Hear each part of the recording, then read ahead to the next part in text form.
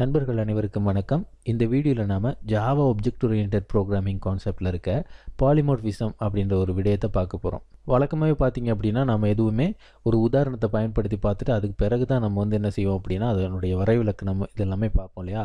அதே மாதிரி வழக்கம் போலேயே நம்ம என்ன பண்ணுவோம் அப்படின்னா ஒரு உதாரணத்தை பார்த்துடலாம். பார்த்ததுக்கு பிறகு இந்த பாலிமார்ஃபிசம்னா என்ன அப்படின்றதுக்கான விளக்கமெல்லாம் பார்க்கலாம். அதுக்கு முன்னாடி நாம் பார்த்தீங்க அப்படின்னா நம்மளுடைய யூடியூப் சேனலில் ஆப்ஜெக்ட் ஓரியன்டட் ப்ரோக்ராமிங் சம்மந்தமான நிறைய வீடியோஸை ஏற்கனவே அப்லோட் பண்ணியிருக்கோம். ஸோ நீங்கள் அந்த வீடியோஸை பார்க்கல அப்படின்னா கண்டிப்பாக நீங்கள் பார்க்கணும். அதை பார்த்துருந்தா தான் உங்களுக்கு இந்த பகுதி இந்த சாப்டர் புரியறதுக்கான வாய்ப்பு அதிகமாக இருக்கும். ஸோ தயவுசெய்து நீங்கள் அந்த வீடியோஸ் எல்லாமே பாருங்கள். இன்னும் நம்மளுடைய யூடியூப் சேனலில் நீங்கள் சப்ஸ்கிரைப் பண்ணல அப்படின்னா கண்டிப்பாக சப்ஸ்கிரைப் பண்ணுங்கள். அண்டு நோட்டிஃபிகேஷன் எனேபிள் பண்ணிக்கிட்டீங்க அப்படின்னா உங்களுக்கு ஒவ்வொரு தடவை நான் வீடியோ அப்லோட் பண்ணும்போதும் நோட்டிஃபிகேஷன் வரும். ஸோ எந்த வீடியோவையும் மிஸ் பண்ணாமல் நீங்கள் பார்க்கலாம். ஓகே, இப்போ நம்ம பாலிமார்ஃபிசம் அப்படின்ற ஒரு விஷயத்தை விளங்கிக்க போகிறோம். அதுக்கு முன்னாடி ஒரு சில விடயங்களை நம்ம பார்த்துடலாம். அப்போ பாலிமார்ஃபிசம் அப்படின்னா என்னங்கிறத நம்ம புரிஞ்சிக்க முடியும். ஸோ இது ஏற்கனவே நீங்கள் படித்த விஷயங்கள் தான். மெத்தட் அப்படின்ற ஒரு சாப்டரில் நாம் இதெல்லாமே பார்த்துருக்கோம். இருந்தாலும் ஒரு ரீகேப் மாதிரி தான் இந்த வீடியோ போகுது அப்படின்னு நான் நினைக்கிறேன். ஸோ இங்கே பாருங்கள், நான் ஒரு மேத் ஆப்ரேஷன் அப்படின்ற ஒரு கிளாஸ் எழுதியிருக்கேன். இந்த மேத் ஆப்ரேஷன் கிளாஸுக்குள்ளே நமக்கு 3 மெத்தட்ஸ் இருக்குது. இந்த 3 மெத்தடையுமே பார்த்தீங்க அப்படின்னா ஒரே பேரில் தான் இருக்குது.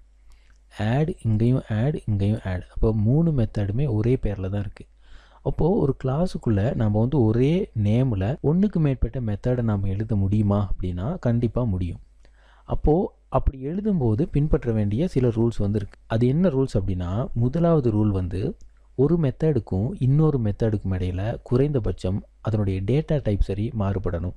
இங்கே பாருங்கள், இந்த ஃபர்ஸ்ட் மெத்தட் இருக்குல்ல, இந்த மெத்தடில் 2 இன்டீஜர் நம்பரை ஆட் பண்ணுற மாதிரி தான் இந்த மெத்தட் நாம் எழுதியிருக்கோம். ஸோ அங்கே பாருங்கள், இந்த மெத்தடை கால் பண்ணும்போது இந்த println மெத்தட் என்ன செய்யும் அப்படின்னா ஏயில் இருக்கக்கூடிய வேல்யூ பியில் இருக்கக்கூடிய வேல்யூ ரெண்டையும் கூட்டி நமக்கு அவுட்புட்டை கன்சோல் விண்டோவில் கொடுக்கும். அதுக்காக தான் நம்ம எழுதியிருக்கோம். எல்லா மெத்தடுமே அதே மாதிரி தான், அதே வேலையை தான் செய்ய போகுது. ஓகே, ஆனால் நீங்கள் பாருங்கள், 2 இன்டீஜர் நம்பரை இந்த மெத்தட் கூட்டும். அடுத்த மெத்தட் பார்த்தீங்கன்னா இதுவும் 2 நம்பர்ஸை கூட்டும். ஆனால் இந்த 2 நம்பருமே டபுள் வேல்யூவாக இருக்கணும். அப்போது தான் இந்த மெத்தட் செயற்பட்டு அந்த இலக்கங்களை கூட்டி நமக்கு அவுட்புட்டை கொடுக்கும். சரியா? இது முதலாவது வேறுபாடு. அதாவது ஒரு மெத்தடுக்கும் இன்னொரு மெத்தடுக்கும் இடையில் குறைந்தபட்சம் டேட்டா டைப் வேறுபட்டிருக்கணும். அப்போ தான் அந்த ஒரே நேமில் இருக்கக்கூடிய மெத்தட்ஸை நம்ம ஒரே கிளாஸ்க்குள்ளே பயன்படுத்திக்க முடியும். ரெண்டாவது வேறுபாடு என்ன அப்படின்னு பார்த்தீங்கன்னா, நம்பர் ஆஃப் ஆர்குமெண்ட்ஸில் நமக்கு வேறுபடலாம் இந்த மெத்தட்ஸ் எல்லாமே. ஃபர்ஸ்ட் மெத்தடும் இன்டீஜர் நம்பரை கூட்டும், தேர்ட் மெத்தடும் இன்டீஜர் நம்பர்ஸை கூட்டும். இதை நீங்கள் பார்க்கலாம். இங்கேயும் இன்ட் இங்கேயும் இன்ட் இங்கேயும் இன்ட் அப்படின்னு கொடுத்துருக்கோம். இங்கே பாருங்கள், மூணாவதாக இருக்குல்ல, இந்த ஆர்குமெண்ட்டை நான் அழிச்சிடுறேன். அழிச்சா நமக்கு ப்ரோக்ராமில் எரர் வருது. இதுக்கான காரணம் என்ன அப்படின்னா, ஏற்கனவே இதே மாதிரி ஒரு மெத்தட் இங்கே இருக்குது. அதனால நீங்கள் இப்படி பயன்படுத்த முடியாது அப்படின்றதுனால தான் நமக்கு எரர் வருது. ஸோ நான் என்ன பண்ண போகிறேன் அப்படின்னா இன்ட் சி அப்படின்னே கொடுத்துட்றேன். அப்போ இந்த முதலாவது மெத்தடுக்கும் தேர்ட் மெத்தடுக்கும் இடையில என்ன வேறுபாடு அப்படின்னு பார்த்தீங்கன்னா, இது நம்பர் ஆஃப் ஆர்குமெண்ட்ஸில் வேறுபடுது. எப்படி நம்பர் ஆஃப் ஆர்குமெண்ட்ஸில் வேறுபடுது. சரி, இப்போ நான் என்ன பண்ண போகிறேன் அப்படின்னா, இந்த மெத் ஆப்ரேஷன் அப்படின்ற கிளாஸ் இருக்குல்ல, இதிலிருந்து ஒரு ஒப்ஜெக்டை நான் எழுத போகிறேன். அந்த மாதிரி ஒப்ஜெக்ட் ஒன்று எழுதி இந்த 3 மெத்தடையும் எப்படி நாம் பயன்படுத்தலாம் அப்படின்றத சொல்ல போகிறேன். ஓகே, இப்போ நான் பாருங்கள், மேத் ஆப்ரேஷன் அப்படின்னு கொடுத்துட்டேன். இதில் மேத் அப்படின்னே கொடுப்போம். இந்த ஒப்ஜெக்ட்டுக்கான நேம் நியூ அப்படின்ற கீவேர்டை கொடுத்துட்டு அப்புறம் மேத் ஆப்ரேஷன் அப்படின்ற கிளாஸ் நேமை கொடுத்துட்டு ஓப்பனிங் அண்ட் க்ளோசிங் பேரந்தசிஸ் அதுக்கு வெளியில் செமிகோலன் கொடுத்தா நாம் மேத் அப்படின்ற ஒரு ஒப்ஜெக்டை க்ரியேட் பண்ணிட்டோம் அப்படின்னு அர்த்தம். இங்கே மேத் அப்படின்னு கொடுக்குறேன். கொடுத்துட்டு ஒரு டாட்டை கொடுக்குறேன். கொடுத்தா இந்த ஒப்ஜெக்டில் நம்ம என்னென்ன மாதிரியான மெத்தட்லாம் பயன்படுத்த முடியும் அப்படின்றத நம்ம பார்க்க முடியும். இங்கே பாருங்கள், டபுள் வேல்யூ 2 கூட்டணும் அப்படின்னா முதலாவதாக இருக்க இந்த மெத்தட், 2 இன்டீஜர் வேல்யூவை கூட்டணும் அப்படின்னா ரெண்டாவதாக இருக்க இந்த மெத்தட், 3 இன்டீஜர் வேல்யூவை கூட்டணும் அப்படின்னா மூணாவதாக இருக்க இந்த மெத்தட். அப்போது 3 மெத்தடுமே இந்த மேத் அப்படின்ற ஒரு ஆப்ஜெக்ட்டுக்கு அவைலபிளாக இருக்குது அப்படின்றத நீங்கள் பார்க்கலாம். ஸோ நான் என்ன பண்ணுறேன்னா, இந்த ஃபஸ்ட்டாக டபுள் வேல்யூ இருக்குல்ல, இதை டபுள் கிளிக் பண்ணிக்கிறேன். ஸோ நீங்கள் பாருங்கள், இங்கே நாம் டபுள் வேல்யூஸை நம்ம இங்கே கொடுக்கலாம். 25.25 அப்படின்னு கொடுக்குறேன். அடுத்து பார்த்தீங்க அப்படின்னா 30.25 அப்படின்னு கொடுக்குறேன். ஓகே, இப்போ ப்ரோக்ராமை நான் ரன் பண்ணேன் அப்படின்னா பாருங்கள், எனக்கு அவுட்புட்டில் எப்படி வருதுன்னு 55.5 அப்படின்னு வருது. ஸோ இந்த 2 நம்பரையும் நம்ம கூட்டணும் அப்படின்னா நமக்கு 55.5 தான் வரணும். அதே மாதிரி மற்ற மெத்தட்ஸையும் நாம் இன்வோக் பண்ணி பார்த்துருவோம். இந்த தடவை பார்த்தீங்க அப்படின்னா 2 இன்டீஜர் நம்பரை கூட்டலாம். ஓகே, 10 20 அப்படின்னு நம்ம கொடுக்குறோம். மூணாவது வந்து பார்த்திங்க அப்படின்னா 3 இன்டீஜர் நம்பரை நம்ம வந்து கூட்ட போகிறோம். ஸோ ஆடுன்னு கொடுத்துட்டு மூணாவதாக இருக்க இந்த மெத்தடை பயன்படுத்திக்கிறோம். ஸோ 10 20 30 இப்படி அதுக்குரிய வேல்யூவை நான் வந்து கொடுக்குறேன். இப்போது ப்ரோக்ராமை நான் வந்து ரன் பண்ணுறேன். ரன் பண்ணானா பாருங்கள், எனக்கு இந்த ஃபஸ்ட்டாக இருக்குல்ல இந்த மெத்தடில் இருந்து வந்த அவுட்புட் 55.5 அப்படின்றது. அடுத்தடுத்து உள்ளது பார்த்திங்க அப்படின்னா 10 20 கூட்டினா 30, 10 20 30 மூணையும் கூட்டினா 60. இப்படி தான் இந்த ப்ரோக்ராம் வந்து ரன் ஆகிருக்கு. நமக்கு வந்து அவுட்புட் வந்து இப்படி வந்திருக்கு. ஓகேயா, இதில் வந்து பெருசாக நீங்கள் வந்து புரிஞ்சிக்கிறதுக்கு கஷ்டப்படக்கூடிய விடயங்கள் எதுவுமே இல்லை. அப்போது நீங்கள் வந்து பாருங்கள், ஒரு கிளாஸுக்குள்ளே நாம் வந்து ஒரே நேமில் நிறைய மெத்தட்ஸ் எழுதுகிறோம். இந்த மெத்தட்ஸ் ஒவ்வொன்றுக்கும் இடையில் டேட்டா டைப்பில் அல்லது நம்பர் ஆஃப் ஆர்குமெண்ட்டில் ஒரு வேறுபாடை ஏற்படுத்துகிறோம். அதனால தான் இந்த ப்ரோக்ராமே நம்மளை வந்து அலோவ் பண்ணுது இந்த மெத்தட்ஸை பயன்படுத்திக்கிறதுக்கு. இப்படி நாம் வந்து ஒரே கிளாஸ்க்குள்ளே ஒரே நேமில் நிறைய மெத்தட்ஸ் எழுதுகிறோம்ல, இதை வந்து மெத்தட் ஓவர்லோடிங் அப்படின்னு சொல்லுவோம். அல்லது இதுக்கு வந்து இன்னொரு பேர் இருக்குது, என்ன அப்படின்னா கம்பைல் டைம் பாலிமார்ஃபிசம் அப்படின்றது.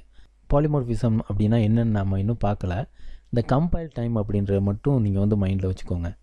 இப்போது இந்த ப்ரோக்ராமை நான் வந்து ரன் பண்ணுறேன் அப்படின்னா நம்மளுடைய கம்பைலர் வந்து என்ன பண்ணும் அப்படின்னா இந்த ப்ரோக்ராமில் எந்த மெத்தடை எந்த மேத் ஆப்ரேஷனுக்கு பயன்படுத்தணும் அப்படின்றத முடிவு பண்ணிடும். முடிவு பண்ணி தான் அதை வந்து கிளாஸ் ஃபைலாக மாற்றி ஜேவிஎம்க்கு அனுப்பும். ஜேவிஎம் வந்து நம்மளுடைய கோடை எக்ஸிக்யூட் பண்ணும். ஸோ இந்த இடத்துல இந்த கம்பைலர் வந்து நம்மளுடைய ப்ரோக்ராமை வந்து ரீட் பண்ணும்போது இந்த மேத் ஆப்ரேஷனில் வந்து என்னென்ன ஆர்குமெண்ட் இருக்குது அப்படின்னு பார்க்கும். ஸோ 2 டபுள் வேல்யூஸை நம்ம வந்து ஆட் பண்ணணும். அப்போது அதுக்கு நம்ம வந்து பயன்படுத்தக்கூடிய மெத்தட் எது அப்படின்னா இந்த மெத்தட் அப்படின்னு முடிவு பண்ணிடும். அடுத்தடுத்து உள்ளதுக்கும் அதே மாதிரி தான் பார்த்துட்டு அதனுடைய ஆர்குமெண்ட்ஸை பார்த்துட்டு என்னென்ன மாதிரியான மெத்தடை பயன்படுத்தணும் அப்படின்றத கம்பைலர் முடிவு பண்ணி அதுக்கு பிறகு தான் கோடை வந்து ஜேவிஎம்க்கு அனுப்பும். அதனால தான் இதை நம்ம வந்து கம்பைல் டைம் பாலிமார்ஃபிசம் அப்படின்னு நம்ம சொல்கிறோம். இப்போ இன்னொன்று வந்து பார்த்திங்க அப்படின்னா ரன் டைம் பாலிமார்ஃபிசம் அப்படின்னு ஒன்று இருக்குது. அடுத்து வந்து நம்ம பார்க்க போகிறோம். அதை வந்து மெத்தட் ஓவர் ரைடிங் அப்படின்னு நம்ம சொல்லுவோம். அதையும் ஏன் அப்படி நம்ம சொல்கிறோம் அப்படின்றத பிறகு பார்த்துக்கலாம்.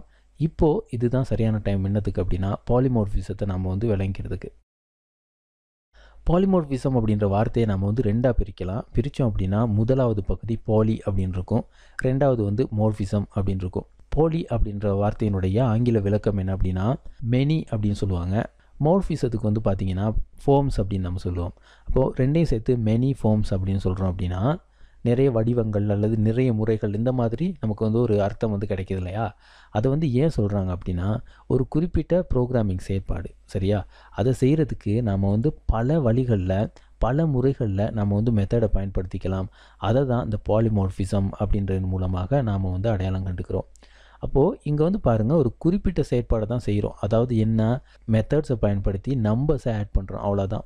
இங்கே வந்து இந்த மேத் ஆப்ரேஷன் அப்படின்ற இந்த கிளாஸில் இருக்கக்கூடிய மெத்தடில் எல்லா மெத்தடுமே செய்யக்கூடியது வந்து பார்த்திங்கன்னா நம்பர்ஸை ஆட் பண்ணுறது தான். ஆனால் அந்தந்த மெத்தட்ஸ் வந்து வாங்குகிற இன்புட்க்கு ஏற்ற மாதிரி எந்த மெத்தடை பயன்படுத்தணும் அப்படின்றத கம்பைலர் தீர்மானித்து அந்த மெத்தடை தான் ப்ரோக்ராமும் பயன்படுத்துது இல்லையா. இதுதான் பாலிமார்ஃபிசம். ஓகே, அதாவது நம்பர்ஸை ஆட் பண்ணுறது அப்படின்ற ஒரு செயற்பாடை நாம் வந்து என்ன பண்ணுறோம் அப்படின்னா இந்த மெத்தடை அல்லது இந்த மெத்தடை அல்லது இதுக்கு கீழே இருக்கக்கூடிய இந்த மெத்தட் இப்படி நிறைய வழிமுறைகளை பயன்படுத்தி நாம் வந்து செய்கிறோம்ல, அதை வந்து நாம் பாலிமார்ஃபிசம், கம்பைல் டைம் பாலிமார்ஃபிசம் அல்லது மெத்தட் ஓவர்லோடிங் எப்படின்னு நாம் சொல்லுவோம். மெத்தட் ஓவர்லோடிங் வந்து பார்த்திங்கன்னா ஒரே கிளாஸுக்குள்ளே இருக்க மெத்தட்ஸில் மட்டும்தான் நடக்கும். அதை நீங்கள் வந்து ஞாபகத்தில் வச்சுக்கணும். சில கொஷின்ஸுக்கும் இது வந்து வரும். மெத்தட் ஓவர்லோடிங் எப்படி நடக்கும், ஒரே கிளாஸுக்குள்ளே இருக்கக்கூடிய மெத்தடுக்குள்ளே தான் நடக்குமே தவிர இன்னொரு கிளாஸில் இருக்கக்கூடிய மெத்தடோட அதை வந்து நடக்காது. அப்படி நடந்தால் அதை வந்து மெத்தட் ஓவர் ரைடிங் அப்படின்னு நம்ம சொல்லுவோம். அடுத்து நாம் அதை தான் பார்க்க போகிறோம். இப்போது உங்களுக்கு வந்து பாலிமார்ஃபிசம் அப்படின்னா என்னென்னு புரிஞ்சிருக்குன்னு நான் நம்புகிறேன். அப்படி இல்லை மேலதிகமான விளக்கம் தேவை அப்படின்னா நீங்கள் வந்து கமெண்ட்டில் சொல்லலாம், நான் கண்டிப்பாக ரெஸ்பான்ஸ் பண்ணுவேன். அடுத்து வந்து நாம் ரன் டைம் பாலிமார்ஃபிசம்னா என்ன அல்லது மெத்தட் ஓவர் ரைடிங்னா என்ன அப்படின்றத நம்ம வந்து பார்த்துடலாம். இப்போது இங்கே வந்து பாருங்கள் Pro2 அப்படின்னு இன்னொரு ப்ரோக்ராம் நான் வந்து எழுதி வச்சுருக்கேன். இந்த ப்ரோக்ராமில் நாம் வந்து ஏற்கனவே சில வீடியோஸில் பயன்படுத்தின ஒரு கிளாஸ் நேம் தான் பேங்க் அக்கௌண்ட் அப்படின்றது. இந்த கிளாஸுக்குள்ளே நீங்கள் வந்து பார்த்தீங்கன்னா ஒரே ஒரு மெத்தட் தான் நான் வந்து எழுதியிருக்கேன், அக்கௌண்ட் டீட்டெயில்ஸ் அப்படின்ற ஒரு மெத்தட். ஓகே, இதை இன்வோக் பண்ணோம் அப்படின்னா பேங்க் அக்கௌண்ட் டீட்டெயில்ஸ் அப்படின்றது வந்து நமக்கு அவுட்புட்டில் வரும். ரொம்ப சின்ன ப்ரோக்ராம் தான், இதை வச்சு நம்ம கண்டிப்பாக புரிஞ்சிக்கலாம் இந்த கான்செப்டை. அடுத்து வந்து பார்த்தீங்க அப்படின்னா சேவிங்ஸ் அக்கௌண்ட் அப்படின்ற இன்னொரு கிளாஸ் எழுதியிருக்கேன். இந்த கிளாஸ் பேங்க் அக்கௌண்ட் அப்படின்ற கிளாஸை இன்ஹெரிட் பண்ணுது. அப்போது இந்த பேங்க் அக்கௌண்ட்டினுடைய சைல்டு கிளாஸ் தான் சேவிங்ஸ் அக்கௌண்ட் அப்படின்ற இந்த கிளாஸ். ஓகே, அதே மாதிரி இன்னொரு சைல்டு இருக்குது பாருங்கள், கரண்ட் அக்கௌண்ட் அப்படின்ற இன்னொரு சைல்டு வந்து இந்த கிளாஸுக்கு இருக்குது. இந்த சேவிங்ஸ் அக்கௌண்ட் அப்படின்ற கிளாஸ்லேருந்து ஒரு ஒப்ஜெக்டை எழுதி அந்த ஒப்ஜெக்டில் அக்கௌண்ட் டீட்டெயில்ஸ் அப்படின்ற இந்த மெத்தடை ரன் பண்ணோம் அப்படின்னா நமக்கு சேவிங்ஸ் அக்கௌண்ட் டீட்டெயில்ஸ் அப்படின்றது கன்சோல் விண்டோவில் அவுட்புட்டாக நமக்கு கிடைக்கும். அதே மாதிரி கரண்ட் அக்கௌண்ட் அப்படின்ற இந்த கிளாஸில் ஒரு ஒப்ஜெக்டை க்ரியேட் பண்ணி அக்கௌண்ட் டீட்டெயில்ஸ் அப்படின்ற மெத்தடை கால் பண்ணோம் அப்படின்னா கரண்ட் அக்கௌண்ட் டீட்டெயில்ஸ் அப்படின்றது நமக்கு அவுட்புட்டில் வரும். ஸோ நீங்கள் வந்து பாருங்கள், 3 கிளாஸஸ் இருக்குது. இந்த 3 கிளாஸில் 2 கிளாஸ் வந்து பார்த்திங்க அப்படின்னா சைல்டு கிளாஸ், பேங்க் அக்கௌண்ட் அப்படின்றதுடைய சைல்டு கிளாஸ். இந்த இடத்துல எந்த மெத்தட் வந்து ரன் ஆகணும் அப்படின்றத முடிவு பண்ணுறது வந்து பார்த்திங்கன்னா கம்பைலர் வந்து என்ன பண்ணும் அப்படின்னா கோடை வந்து கிளாஸ் ஃபைலாக மாற்றி நமக்கு வந்து ஜேவிஎம்க்கு கொடுத்துரும். ஜேவிஎம் வந்து அந்த ப்ரோக்ராமை ரன் பண்ணுற அந்த மோமெண்ட்டில் முடிவு பண்ணணும் என்ன அப்படின்னா எந்த மெத்தடை நம்ம வந்து ரன் பண்ணணும் அப்படின்னு. ஸோ யூசர் வந்து என்ன பண்ணியிருக்காரு அப்படின்னா சேவிங்ஸ் அக்கௌண்ட் அப்படின்ற ஒரு கிளாஸ்லேருந்து ஒப்ஜெக்டை க்ரியேட் பண்ணியிருக்காரு அப்படின்னா இந்த மெத்தடை ரன் பண்ணணும் அப்படின்னு தெரிஞ்சுக்கும். இல்லை கரண்ட் அக்கௌண்ட் அப்படின்ற கிளாஸ்லேருந்து ஒப்ஜெக்டை எழுதியிருக்காரு அப்படின்னா இங்கே வந்து பாருங்கள் இந்த மெத்தடை ரன் பண்ணணும் அப்படின்னு ஜேவிஎம் வந்து முடிவு பண்ணி நமக்கு ப்ரோக்ராமை ரன் பண்ணி காட்டும். ஓகே, இப்போது இதை வந்து என்ன சொல்கிறாங்க அப்படின்னா ரன் டைம் பாலிமார்ஃபிசம் அப்படின்னு சொல்கிறாங்க, அல்லது மெத்தட் ஓவர் ரைடிங் அப்படின்னு நாம் சொல்லலாம். ஓகே, அப்போது மெத்தட் ஓவர்லோடிங்க்கும் மெத்தட் ஓவர் ரைடிங்க்கும் இடையில் என்ன வித்தியாசம் அப்படின்றத நீங்கள் வந்து தெரிஞ்சுக்கணும். அதை தான் நான் ஏற்கனவே சொல்லியிருந்தேன். மெத்தட் ஓவர்லோடிங் அப்படின்றது ஒரே கிளாஸுக்குள்ளே நடக்கும், ஒரே கிளாஸுக்குள்ளே இருக்க ஒரே நேமில் இருக்க மெத்தட்ஸ்க்கு இடையில் நடக்கும். ரன் டைம் பாலிமார்ஃபிசம் அப்படின்றது ஒரு குறிப்பிட்ட கிளாஸ் வந்து இன்னொரு கிளாஸை இன்ஹெரிட் பண்ணுமாக இருந்தால் அந்த ப்ரோக்ராமை நம்ம வந்து ரன் பண்ணும்போது எந்த மெத்தடை ரன் பண்ணணும் அப்படின்றத ப்ரோக்ராமே சூஸ் பண்ணும். இதை தான் மெத்தட் ஓவர் ரைடிங் அப்படின்னு நம்ம சொல்கிறோம். ஓகே, அடுத்து நம்ம இப்போது இந்த சேவிங்ஸ் அக்கௌண்ட், கரண்ட் அக்கௌண்ட் மற்றது பேங்க் அக்கௌண்ட் இந்த 3 கிளாஸ்லேயுமே இருந்து நம்ம வந்து என்ன பண்ண போகிறோம் அப்படின்னா ஆப்ஜெக்ட்ஸ் எழுத போகிறோம். ஆப்ஜெக்ட்ஸ் எழுதி ரன் பண்ணும்போது அது நமக்கு எப்படி அவுட்புட்டை கொடுக்குது அப்படின்றத பார்க்க போகிறோம். ஸோ ஃபஸ்ட்டாக நம்ம வந்து பேங்க் அக்கௌண்ட் அப்படின்ற இந்த கிளாஸ்லேருந்து ஒரு ஆப்ஜெக்டை க்ரியேட் பண்ணுவோம். ஸோ BACC அப்படின்னு கொடுப்போம், அதாவது பேங்க் அக்கௌண்ட் அப்படின்றதுக்கான சுருக்கம். இப்போது நியூ அப்படின்ற கீவேர்டு, அப்புறம் பேங்க் அக்கௌண்ட் அப்படின்ற class name, opening and closing parenthesis, அப்புறம் செமிகோலன். ஓகே, இப்போ BACC அப்படின்றது பேங்க் அக்கௌண்ட்லேருந்து நாம் எழுதியிருக்க ஒரு ஆப்ஜெக்ட். ஓகே, அதே மாதிரி மற்ற கிளாஸஸ்க்கும் நம்ம வந்து என்ன பண்ணலாம் அப்படின்னா ஆப்ஜெக்ட்ஸை வந்து எழுதிக்கலாம். கடைசியாக நம்ம வந்து அதை இன்வோக் பண்ணி பார்க்கலாம். ஸோ SACC சேவிங்ஸ் அக்கௌண்ட் அப்படின்றது, அப்புறம் நியூ சேவிங்ஸ் அக்கௌண்ட், இதுவும் ஓகே. இப்போது கரண்ட் அக்கௌண்ட்லேருந்து நாம் வந்து ஒரு ஆப்ஜெக்டை க்ரியேட் பண்ணுவோம். கரண்ட் அக்கௌண்ட்டுக்கு வந்து CACCன்னு கொடுப்போம். New current account. ஓகே, அவ்வளோதான். 3 ஆப்ஜெக்ட்ஸை நம்ம வந்து க்ரியேட் பண்ணிட்டோம். இப்போ நான் என்ன பண்ணுறேன் அப்படின்னா BACC அப்படின்னு கொடுத்துட்டு ஒரு டாட் கொடுக்குறேன். ஸோ அக்கௌண்ட் டீட்டெயில்ஸ் அப்படின்ற ஒரு மெத்தட் வந்து பாருங்கள் இங்கே அவைலபிளாக இருக்குது. டபுள் கிளிக் பண்ணலாம். ரைட், அடுத்து வந்து பாருங்கள் SACC அப்படின்னு கொடுக்குறேன். டாட், இதுலேயும் அக்கௌண்ட் டீட்டெயில்ஸ் தான், அதே மெத்தட் தான். ரைட், அடுத்து நான் வந்து பாருங்கள் CACC அப்படின்னு கொடுக்குறேன். Right, dot account details. இப்போது நான் வந்து ப்ரோக்ராம் ரன் பண்ணுறேன். ரன் பண்ணனா பாருங்கள் பேங்க் அக்கௌண்ட் டீட்டெயில்ஸ் அப்படின்றது வருது. ஸோ அது வந்து எங்கேருந்து வருது, இங்கேருந்து வருது. சரியா, அடுத்து வந்து பாருங்கள் சேவிங்ஸ் அக்கௌண்ட் டீட்டெயில்ஸ் அப்படின்னு வருது, அது இந்த மெத்தட்லேருந்து வருது. கரண்ட் அக்கௌண்ட் டீட்டெயில்ஸ் அப்படின்றது இங்கே வந்து பாருங்கள் இந்த மெத்தட்லேருந்து வருது. ஓகே, இப்படி தான் நம்ம வந்து 2 வகையில் பாலிமார்ஃபிசத்தை வந்து அச்சீவ் பண்ணுறோம். ஸோ இவ்வளோ தான் பாலிமார்ஃபிசம் அப்படின்றது. பாலிமார்ஃபிசம் அப்படின்னு புதுசாக நம்ம பேரை வந்து வச்சு புரிஞ்சுக்கிறோமே தவிர கிளாஸஸ், மெத்தட்ஸ், இன்ஹெரிட்டன்ஸ் இந்த மாதிரி நம்ம ஏற்கனவே படித்த பழைய விஷயங்கள் தான் இருக்குது அப்படின்றத நீங்கள் வந்து புரிஞ்சுக்கணும். ஓகே, ரைட், நாம் அடுத்த கிளாஸில் அப்ஸ்ட்ராக்ஷன்னா என்ன அப்படின்றத பார்ப்போம். இந்த யூடியூப் சேனலில் இருக்கக்கூடிய எல்லா வீடியோஸும் உங்களுக்கு ரொம்ப பயனுள்ளதாக இருக்கும் அப்படின்னு நான் நம்புகிறேன். இதே போல் இன்னொரு பயனுள்ள வீடியோவோட நான் உங்களை அடுத்த தடவை சந்திக்கிறேன். அதுவரையில் விடைபெற்றுக் கொள்கிறேன். நன்றி, வணக்கம்.